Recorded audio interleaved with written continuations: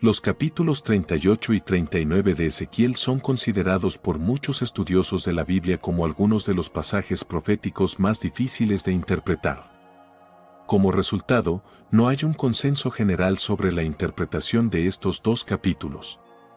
Dado que esta profecía es uno de los temas más debatidos, es importante que primero delineemos claramente nuestras perspectivas al interpretar este pasaje de las Escrituras. Gog y Magog aparecen en los capítulos 38 y 39 de Ezequiel y en el Apocalipsis, capítulo 20, versículos 7 a 8. Creo que este podría ser un caso en el cual el cumplimiento específico de la profecía no se comprenda completamente hasta que ocurra. Dos de las mayores controversias son la ubicación cronológica de la profecía y la naturaleza de la batalla descrita. Aquellos que adoptan la perspectiva premilenialista creen que la profecía de Ezequiel se cumplirá en un evento futuro, antes del milenio, mientras que la referencia en el Apocalipsis a Gog y Magog es posmilenial. Otros, que sostienen la visión posmilenialista, creen que ambas referencias apuntan al mismo evento posmilenial e interpretan las profecías simbólicamente, más que cronológicamente. Otro aspecto sobre el cual los estudiosos de la Biblia no están completamente de acuerdo es la naturaleza de la batalla. Existe debate sobre si las batallas descritas son conflictos militares literales o representaciones simbólicas de las luchas espirituales entre el bien y el mal. Abordaremos este sermón asumiendo que describen eventos reales y adoptaremos una perspectiva premilenial. Aunque estos dos pasajes usan los mismos nombres, un estudio cuidadoso de las Escrituras muestra que no se refieren a las mismas personas ni eventos. Los eventos están separados por al menos 1000 años en la profecía de Ezequiel. Gog se representa como el líder de un vasto ejército que lanza un ataque sobre un Israel pacífico e incauto, como vemos en Ezequiel, capítulo 38, versículo 1. Gog es descrito como proveniente de la tierra de Magog y como el príncipe de Ros, Mesec y Tubal, como se observa en Ezequiel, capítulo 38, versículos 2 y 3. La temporalización de esta batalla ha sido objeto de mucho debate entre eruditos y teólogos, llevando al desarrollo de dos teorías principales sobre cuándo podría ocurrir este evento. La primera teoría es que sucede antes del comienzo de la tribulación. Esta teoría sugiere que la batalla de Gog y Magog ocurrirá antes de que comience el periodo de tribulación. Los defensores de esta perspectiva destacan varios puntos clave del texto para respaldar su argumento. Por ejemplo, después de la batalla, el pueblo de Israel pasará 7 años quemando las armas del enemigo y más de 7 meses enterrando a los muertos, como se describe en el capítulo 39 del libro de Ezequiel. El tiempo prolongado requerido para estas actividades sugiere que la batalla debe ocurrir en un momento en que Israel tiene la estabilidad y capacidad para llevar a cabo tales esfuerzos, lo cual se cree que es antes de la tribulación. Además, esta visión se alinea con la idea de que la batalla podría suceder incluso antes del arrebatamiento de la Iglesia, ya que la tribulación se caracteriza por el caos generalizado y los juicios divinos. Una batalla pretribulación proporcionaría el marco de tiempo necesario para que Israel maneje las consecuencias de un conflicto tan significativo. Esta interpretación también permite que la línea de tiempo profética acomode otros eventos escatológicos descritos en las Escrituras. La segunda teoría sugiere que la batalla ocurrirá durante la primera parte del periodo de tribulación de 7 años. Esta perspectiva se basa principalmente en la descripción de Israel estando en paz cuando comienza el ataque. La paz y seguridad que disfruta Israel en ese momento se cree que son el resultado de un pacto con el Anticristo, como se describe en la profecía de las 70 semanas de Daniel, como se ve en Daniel, capítulo 9, versículo 27. Según esta visión, el pacto hecho con el Anticristo trae un periodo temporal de paz a Israel, haciendo que esté pacífico e incauto cuando Gog y sus fuerzas lancen su ataque.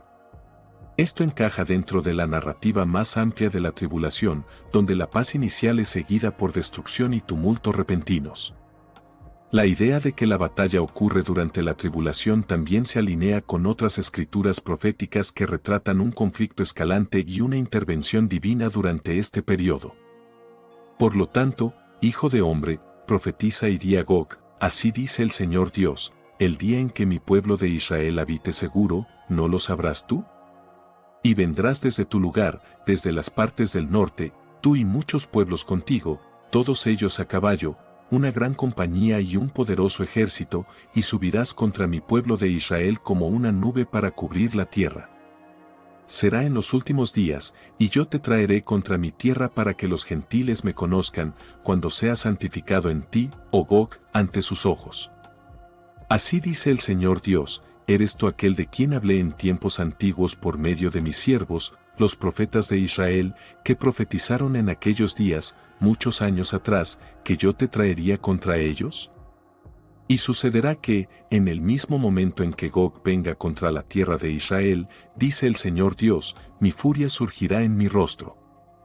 Por mi celo y en el fuego de mi ira he hablado, seguramente en ese día habrá un gran temblor en la tierra de Israel, de tal manera que los peces del mar, las aves del cielo, las bestias del campo, y todo ser que se arrastre sobre la tierra, y todos los hombres que estén sobre la faz de la tierra temblarán ante mi presencia. Las montañas serán derribadas, los lugares escarpados caerán y cada muro caerá al suelo. Convocaré una espada contra él a lo largo de todos mis montes, dice el Señor Dios, la espada de cada hombre estará contra su hermano. Y contenderé contra él con pestilencia y con sangre, y lloveré sobre él, sobre sus tropas y sobre los muchos pueblos que están con él, una lluvia torrencial y grandes piedras de granizo, fuego y azufre. Así me engrandeceré y me santificaré, y seré conocido ante los ojos de muchas naciones, y sabrán que yo soy el Señor. En este pasaje de las Escrituras, vemos que Gog vendrá del norte con un ejército masivo y Dios permitirá esta invasión para que las naciones lo conozcan cuando demuestre su santidad a través de la derrota de Gog. Cuando Gog invada, se encenderá la furia de Dios. Como resultado, habrá un terremoto masivo en Israel que afectará a todas las criaturas y al paisaje completo. Las montañas serán volteadas, los acantilados caerán y las paredes se derrumbarán. Luego, Dios provocará luchas internas entre las tropas invasoras de Gog, seguido de una serie de juicios divinos. Habrá lluvia torrencial, granizo, fuego y azufre. La Biblia establece que tomará 7 meses enterrar a los muertos y 7 años deshacerse de las armas del enemigo. El prolongado proceso de entierro indica el vasto número de bajas, mientras que el extenso periodo para quemar armas subraya la escala de la invasión. Este extenso plazo también resalta la magnitud de la liberación por parte de Dios y la paz y restauración subsiguientes para Israel. Ahora que hemos revisado el libro de Ezequiel, dirijamos nuestra atención al libro del Apocalipsis, donde también se mencionan a Gog y Magog. En Apocalipsis, capítulo 20, versículos 7 a 10, se describe que, al finalizar los 1000 años, Satanás será liberado de su prisión y saldrá a engañar a las naciones que están en los 4 rincones de la tierra, Gog y Magog, para reunirlas en batalla. El número de ellos es como la arena del mar. Subieron sobre la anchura de la tierra y rodearon el campamento de los santos y la ciudad amada, y fuego bajó de Dios del cielo y los devoró. Y el diablo que los engañó fue lanzado al lago de fuego y azufre, donde la bestia y el falso profeta están, y serán atormentados día y noche por los siglos de los siglos. En contraste, la batalla descrita en Apocalipsis 20, versículos 7 a 8, ocurre al final del reinado milenario de Jesús, conocido como el milenio o el reino milenario. Después de este periodo de paz y justicia, Satanás es liberado de su prisión y engaña a las naciones, referidas simbólicamente como Gog y Magog, para un asalto final sobre el campamento de los santos en la ciudad amada, que es Jerusalén. No podemos estar seguros de si los santos mencionados en este contexto son los santos glorificados que reinan junto a Jesús o aquellos que llegan a la fe en él durante el milenio. Independientemente de su identidad, la estrategia de este inmenso ejército satánico es inequívoca, su objetivo es aniquilar al pueblo de Dios y apuntar a la sede o ciudad capital de su administración, que es Jerusalén, a menudo referida como la ciudad amada. Esta enorme fuerza bajo el mando de Satanás pretende arrasar tanto a los fieles seguidores de Jesús como al centro neurálgico de su gobernanza divina.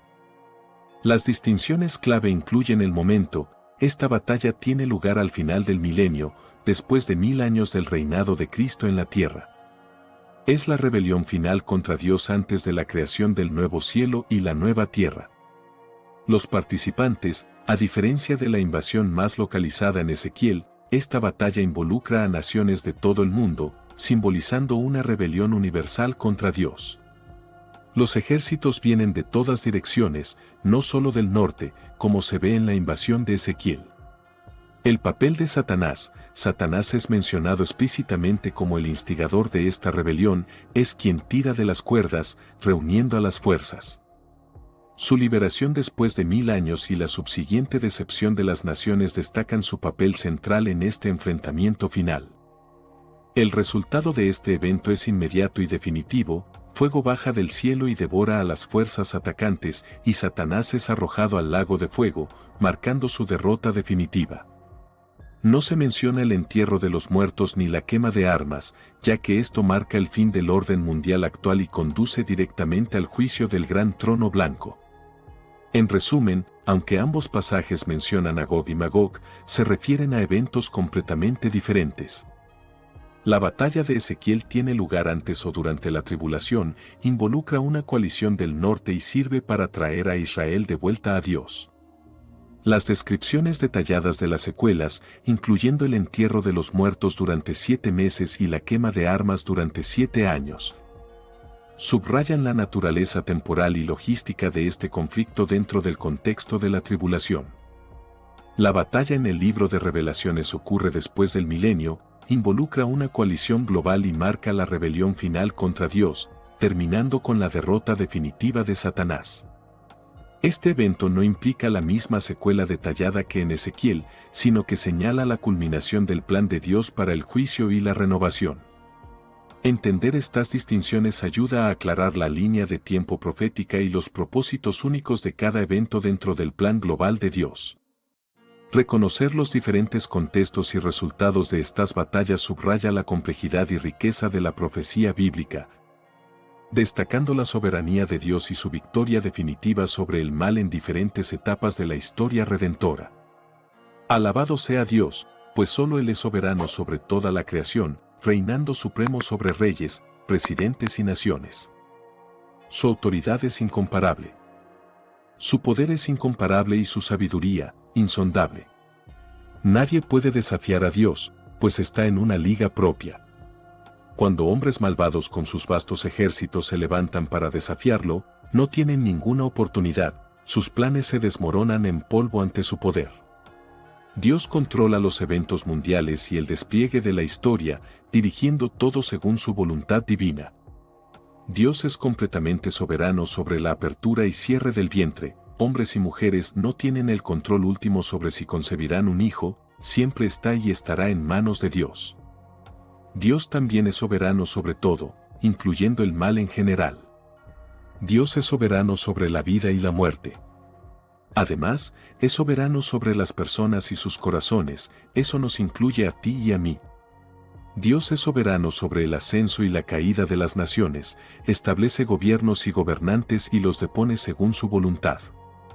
La historia se desarrolla de acuerdo a su plan divino, con cada evento sirviendo a su propósito último. Dios es soberano sobre el mundo natural. Él comanda los mares y los cielos, controla el clima y gobierna las leyes de la naturaleza.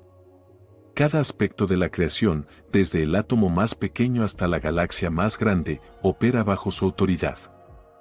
Dios es soberano sobre el tiempo, existe fuera del tiempo y orquesta el pasado, presente y futuro para cumplir sus propósitos eternos.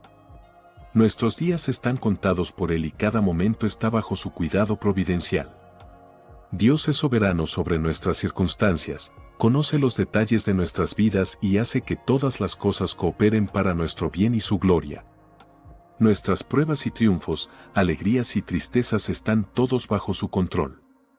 Dios es soberano sobre la salvación. Dios llama a las personas hacia sí, transforma corazones y otorga el don de la fe. Nuestra redención es completamente su obra, lograda a través del sacrificio de su Hijo Jesucristo. Dios es soberano sobre la Iglesia, construye su cuerpo de creyentes, equipándolos y guiándolos para su misión. El crecimiento y la perseverancia de la Iglesia son sostenidos por su poder. En todas las cosas, la soberanía de Dios nos asegura su autoridad última y su compromiso inquebrantable con sus propósitos. Podemos confiar en su perfecta sabiduría y tiempo, sabiendo que Él reina supremo sobre toda la creación. La autoridad suprema de Dios no es solo un testimonio de su grandeza, sino también una fuente de profundo consuelo para nosotros en un mundo donde a menudo reinan el caos y la incertidumbre. Podemos encontrar paz sabiendo que Dios está al mando. Su soberanía no es el gobierno severo de un tirano, sino la gobernanza amorosa de un rey sabio y justo. Sus planes son perfectos y sus propósitos son buenos. Esta verdad es una almohada en la que podemos descansar nuestras cabezas cada noche, seguros en el conocimiento de que nuestras vidas están en sus manos capaces. Al reflexionar sobre la soberanía de Dios, vemos que es la base de nuestra fe. Si Dios está en control, entonces no necesitamos estarlo nosotros. Somos liberados de la carga de intentar manejar todo nosotros mismos, de la ansiedad de creer que todo depende de nuestros esfuerzos. La soberanía de Dios significa que las fuerzas que parecen manipular nuestro destino, nuestra salud, nuestras relaciones, nuestro panorama político, nuestro gobierno, nuestros patrones de pecado, nuestras debilidades y nuestros dolores, están todas bajo su control. Él está entrelazando todos estos hilos en su perfecto tapiz, trabajando todas las cosas juntas para el bien de aquellos que lo aman y son llamados según su propósito. En la gran narrativa de la historia, la mano de Dios es evidente. Él levanta líderes y los derriba, dirige el curso de las naciones y el destino de los imperios. Nada sucede fuera de su voluntad, desde el ascenso y caída de antiguos reinos hasta los cambios de poder de la política moderna. Dios está orquestando su plan divino. Él es el Alfa y la Omega, el principio y el fin. Todas las cosas encuentran su origen y cumplimiento en Él. Consideremos los momentos en los que enfrentamos pruebas personales e incertidumbres. Es en estos momentos que la soberanía de Dios brilla como un faro de esperanza. Cuando nuestra salud falla, cuando las relaciones flaquean, cuando la agitación política sacude nuestra confianza, podemos confiar en que Dios sigue teniendo el control. Él sostiene nuestro futuro y conoce los planes que tiene para nosotros, planes para prosperarnos y no para hacernos daño, planes para darnos esperanza y un futuro. Su autoridad sobre nuestras vidas aporta estabilidad en medio del caos y paz ante la agitación. La soberanía de Dios también nos asegura su justicia en un mundo donde la injusticia a menudo prevalece. Podemos confiar en que Dios arreglará todas las cosas. Él es el juez justo y sus juicios son verdaderos y justos. Todo mal será corregido, todo acto malo será castigado y todo bien será recompensado. Su justicia prevalecerá y su reino llegará en su plenitud. Además, la autoridad suprema de Dios subraya su gracia y misericordia. Aunque es todopoderoso, también es todo amor. No usa su poder para dominar, sino para salvar. En su soberanía, envió a su Hijo Jesucristo para redimir al mundo a través de su muerte y resurrección. Se nos ha dado el regalo de la vida eterna, esta es la máxima expresión de su control y su amor. Él ha hecho un camino para que seamos reconciliados con Él, para ser parte de su reino eterno. Recientemente recibimos un correo electrónico preguntando si la Primera Guerra Mundial acaba de comenzar. Pensamos que era importante abordar el tema. Muchas personas están profundamente preocupadas por la cuestión de la guerra, particularmente por la potencialidad de una tercera guerra mundial y lo que podría significar para el futuro de la humanidad. Esta preocupación no solo se basa en el clima político global actual, sino también en interpretaciones de la profecía bíblica. Entre las escrituras frecuentemente mencionadas en estas discusiones se encuentra Mateo, capítulo 24, versículos 6 a 7, donde Jesús habla de guerras y rumores de guerras y naciones levantándose contra naciones como señales de los tiempos del fin. Este pasaje sugiere que la guerra desempeñará un papel significativo en el periodo previo al regreso de Cristo. Sin embargo, la pregunta sigue siendo, ¿la profecía bíblica predice una primera guerra mundial antes del fin de los tiempos? Mateo, capítulo 24, versículos 6 a 7, a menudo se utiliza para apoyar la idea de que los conflictos en curso son parte de la línea de tiempo profética que conduce a los tiempos del fin. El pasaje dice: oiréis de guerras y rumores de guerras, pero mirad que no os turbéis, porque es necesario que todo esto acontezca, pero aún no es el fin. Se levantará nación contra nación y reino contra reino, y habrá hambres y terremotos en diferentes lugares. Esta escritura indica que se esperan conflictos y desastres naturales y que escalarán como parte de los eventos proféticos que se desarrollan. Las palabras de Cristo en este pasaje sugieren que la guerra es inevitable y un marcador significativo de los tiempos del fin. Sin embargo, es importante notar que, mientras estos versículos indican la presencia de guerra, no mencionan explícitamente una tercera guerra mundial. La Biblia no especifica el número de guerras mundiales o su naturaleza exacta. Las guerras mundiales I y II no están directamente referenciadas en la Escritura y, de manera similar, una potencial tercera guerra mundial no se menciona explícitamente. En cuanto a las guerras, la Biblia profetiza al menos 3 conflictos mayores. El primero de estos es la guerra de Gog y Magog. La guerra de Armagedón, descrita en Apocalipsis, capítulo 16, versículo 16, y capítulo 19, versículos 11 a 21, así como en Zacarías, capítulos 12 a 14. Es la batalla climática al final del periodo de tribulación de 7 años. Este conflicto enfrenta al Anticristo y su coalición global contra Jesucristo y sus ejércitos celestiales. Según Zacarías, capítulo 14, versículos 3 a 4, cuando Jesús regrese, primero llegará al Monte de los Olivos en Jerusalén. Este es un momento significativo en la profecía bíblica, marcando la confrontación final entre el bien y el mal antes del establecimiento del reino milenario de Cristo en la tierra. Apocalipsis, capítulo 1, versículo 1, introduce el libro del Apocalipsis como la revelación de Jesucristo, con la palabra griega apocalipsis que significa un descubrimiento, una revelación. Este libro revela de manera única a Jesucristo, no solo como una figura histórica, sino como la figura central del plan definitivo de Dios para el mundo. Todo lo que conduce a la campaña de Armagedón en el libro de Apocalipsis sirve como introducción a esta gran revelación de Jesucristo. Jesús no volverá como un bebé en un pesebre, regresará como rey. Durante su vida en la tierra, Jesús encarnó la humildad y el servicio, nació en un humilde establo, creció como hijo de un carpintero y realizó milagros para ayudar a los necesitados y curar a los enfermos. Sin embargo, su regreso será muy diferente, no volverá como un hacedor de milagros, sino como rey.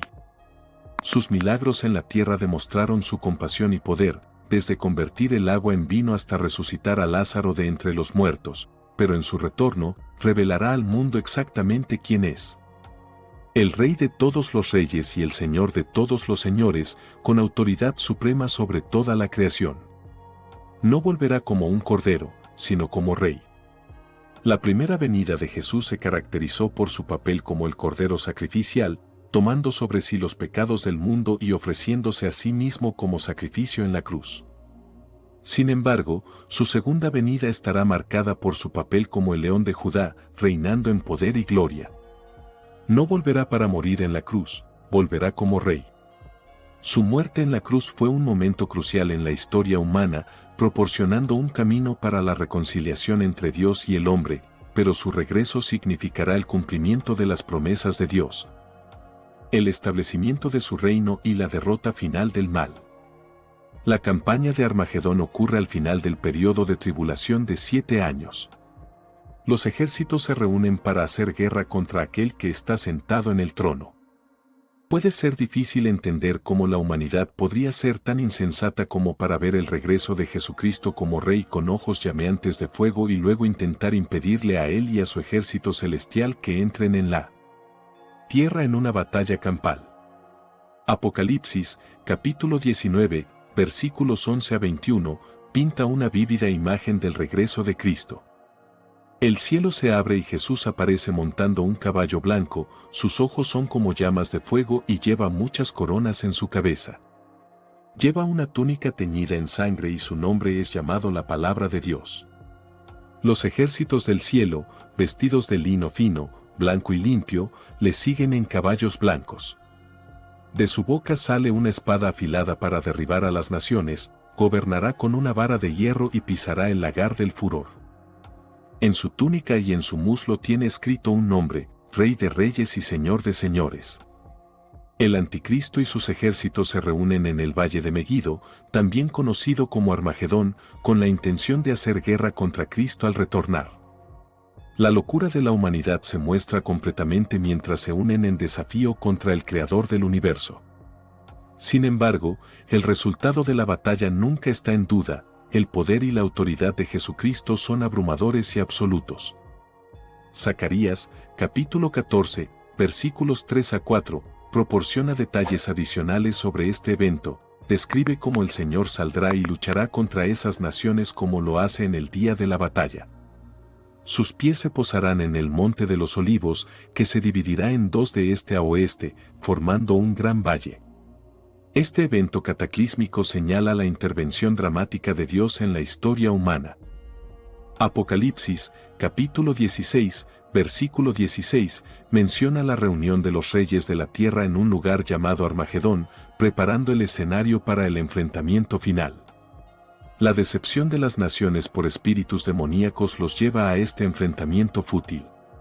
Su intención es oponerse al rey legítimo, pero su rebelión solo sirve para destacar su derrota definitiva. La batalla real se describe con un lenguaje rápido y decisivo. Apocalipsis, capítulo 19, versículos 19 a 21, dice: Entonces vi a la bestia y a los reyes de la tierra y a sus ejércitos reunidos para hacer guerra contra el jinete del caballo y su ejército. Pero la bestia fue capturada, y con ella el falso profeta que había realizado los signos en su nombre. Con estas señales, él había engañado a aquellos que habían recibido la marca de la bestia y adorado su imagen. Ambos fueron arrojados vivos al lago de fuego ardiente de azufre. El resto fue asesinado con la espada que sale de la boca del jinete del caballo, y todos los pájaros se saciaron con su carne. Este pasaje ilustra el inmenso poder y autoridad de Jesucristo. El Anticristo y el falso profeta son capturados y arrojados vivos al lago de fuego, lo que representa su derrota definitiva y su castigo eterno.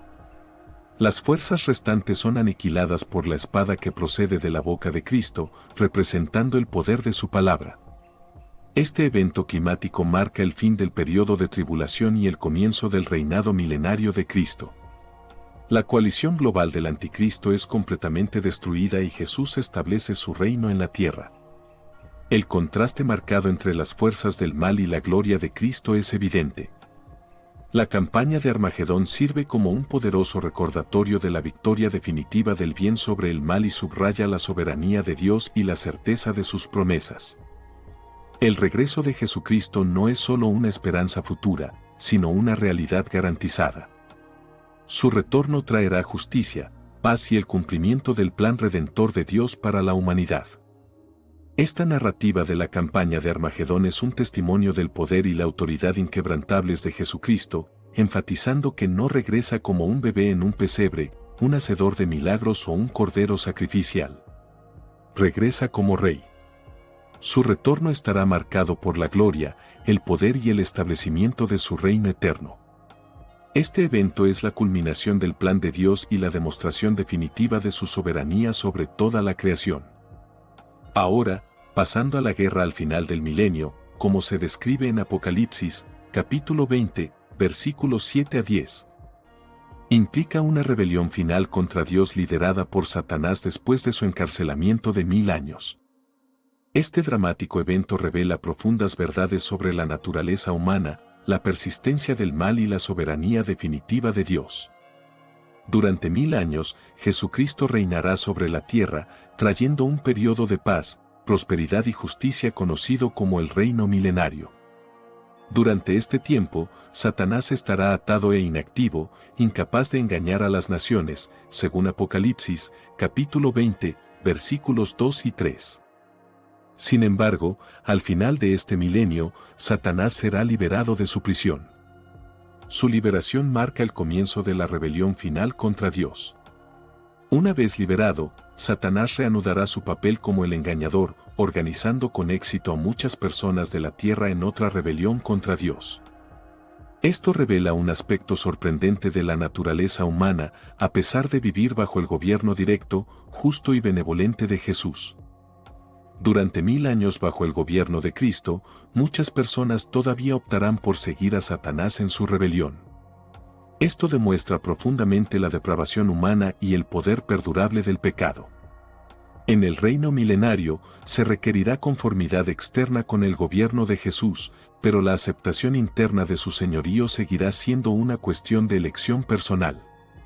Mientras muchos aceptarán y seguirán genuinamente a Jesús, otros se conformarán externamente pero internamente lo odiarán. Esta rebelión interna permanecerá latente hasta la liberación de Satanás, cuando se expondrá completamente. El hecho de que las personas puedan vivir bajo el gobierno perfecto de Jesús durante 1000 años y aún así rebelarse cuando se les dé la oportunidad es confuso. Esto subraya la realidad de que, incluso en las condiciones más ideales, los corazones humanos pueden albergar rebelión y pecado. Esta rebelión no refleja una falla en el gobierno de Jesús, sino en la pecaminosidad innata de la humanidad. El milenio proporcionará pruebas innegables de que el problema de la humanidad no son meramente las circunstancias externas, sino una condición espiritual interna. Dios permite esta rebelión final como una demostración de la depravación persistente del hombre y la necesidad de un compromiso sincero con su señorío. Destaca el hecho de que la conformidad forzada no es suficiente, la transformación genuina y la lealtad a Dios deben surgir desde el interior. Este periodo expondrá el verdadero estado del corazón de cada individuo, revelando a aquellos que verdaderamente han abrazado a Jesús y a aquellos que simplemente han pasado por los movimientos. La escala de esta rebelión será vasta, involucrando a las naciones de los 4 rincones de la tierra, Gog y Magog. Estos términos son simbólicos, representando a los enemigos de Dios. Satanás los reunirá para la batalla y rodearán el campamento del pueblo de Dios, la ciudad que él ama. Este masivo ejército intentará derrocar el gobierno de Jesús y destruir a su pueblo. Sin embargo, esta llamada guerra termina antes de que comience. Apocalipsis, capítulo 20, versículo 9, dice: «Pero fuego bajó del cielo y los devoró». Esta intervención divina es rápida y decisiva. A diferencia de conflictos anteriores donde las batallas se luchan y ganan, esta rebelión final termina con un solo acto del poder de Dios: fuego del cielo consume las fuerzas rebeldes, demostrando la autoridad definitiva de Dios y su capacidad para proteger a su pueblo. Tras esta rebelión fallida, Satanás enfrentará su juicio final. Apocalipsis, capítulo 20, versículo 10, dice: «Y el diablo, que los engañaba, fue lanzado al lago de fuego y azufre, donde ya estaban la bestia y el falso profeta. Y serán atormentados día y noche por los siglos de los siglos». Esto marca el fin de la influencia de Satanás y su castigo eterno. La bestia y el falso profeta, que fueron arrojados al lago de fuego al final de la tribulación, ahora estarán acompañados por Satanás. Este pasaje revela varios temas críticos. En primer lugar, destaca la necesidad de una fe genuina y transformación interna. Vivir bajo el gobierno de Cristo no es suficiente, un verdadero compromiso con Él debe surgir del corazón. En segundo lugar, subraya la naturaleza persistente del pecado y la rebelión en la humanidad, incluso bajo condiciones ideales y sin la influencia de Satanás, el corazón humano todavía puede alejarse de Dios. Finalmente, muestra la victoria definitiva de Dios sobre el mal. A pesar de los intentos de Satanás por perturbar el plan de Dios, sus esfuerzos terminarán en fracaso y la soberanía de Dios se establecerá firmemente. La derrota final de Satanás y sus seguidores marca el fin de toda rebelión y el comienzo del reino eterno de Dios, donde reinarán la justicia, la paz y la alegría para siempre. Para concluir este sermón, es importante destacar que alabado sea Dios, pues solo Él es soberano sobre toda la creación, reinando supremamente sobre reyes, presidentes y naciones. Su autoridad es incomparable, su poder es inigualable y su sabiduría, incomprensible. Nadie puede desafiar a Dios, pues está en una liga propia. Cuando los hombres malvados con sus vastos ejércitos se levantan para desafiarlo, no tienen ninguna oportunidad, sus planes se desmoronan en polvo ante su poder. Dios controla los eventos mundiales y el desarrollo de la historia, dirigiendo todo según su voluntad divina.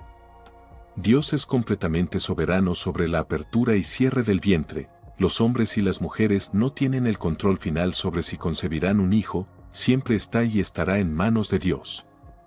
Dios también es soberano sobre todo, incluyendo el mal en general. Dios es soberano sobre la vida y la muerte. Asimismo, es soberano sobre las personas y sus corazones, eso nos incluye a ti y a mí. Dios es soberano sobre el ascenso y la caída de las naciones, establece gobiernos y gobernantes y los depone según su voluntad. La historia se desarrolla de acuerdo a su plan divino, con cada evento sirviendo a su propósito último. Dios es soberano sobre el mundo natural. Él comanda los mares y los cielos, controla el clima y gobierna las leyes de la naturaleza.